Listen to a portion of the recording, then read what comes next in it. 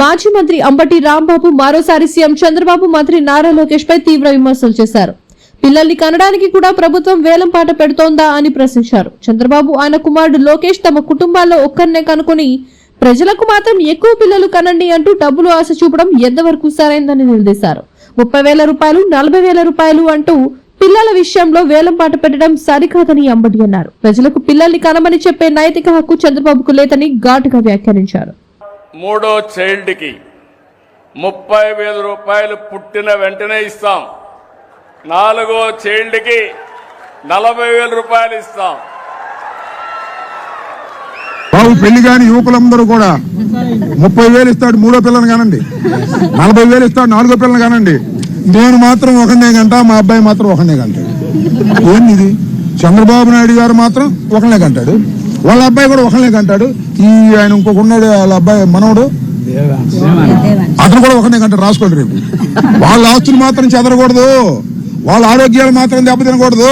మీరు మాత్రం పెళ్ళైన కొత్త వాళ్ళు అందరూ ఇప్పుడు ఇద్దరు కంటే ఇంకోళ్ళు కానీ 30,000 ఇస్తాడు. బాబో జీవితాంతం బతకొచ్చు.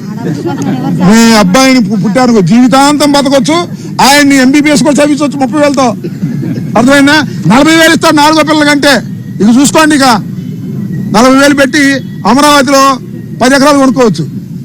ఎంత డబ్బు ఇస్తున్నాడు మీ దుంపద ఏలం పాటు పెట్టాడు. 30,000, 40,000, ఇద్దరు కంటే లేదు, ముగ్గురు కంటే 30, నలుగురు అంటే 40, 5 కంటే 50. ఏంది ఏలం పాట? పిల్లల గంటానికి ఏలం పాట. నువ్వు మాత్రం ఒకనే గంటావు, మీ అబ్బాయి మాత్రం ఒకనే గంటాడు. ఏందా ఇది? నీకు ఆదర్శం? నీకు అసలు హక్కు ఉందా చెప్పే హక్కు? పిల్లల్ని ఎవరు గంటారు? ఆర్థిక స్తోమత బాగున్నప్పుడు. ఆర్థిక స్తోమత బాగున్న కనలేకపోతున్నారా? ఎందుకంటే పెంచడం కష్టం అయిపోతుంది కాదా? అసలు పూర్వాన్ని స్కూల్లో చేర్చాలంటే ఎంత అవుతుంది? చదివించాలంటే ఎంత అవుతుంది? వాళ్ళ భవిష్యత్తు ఏంటి? ఏం అవసరం? కనండి డబ్బులు ఇస్తాడు. ఎందుకనేది? నీ దుంపదేగా. అందువల్ల మీరందరూ విలేకరులు అందరూ పెళ్ళైన వాళ్ళు ఎవరు ఉంటే యువకులు 2 గంటే ఆత్మాకండి, 3 కనండి. ఇంటికి మిమ్మల్ని కొడతారు.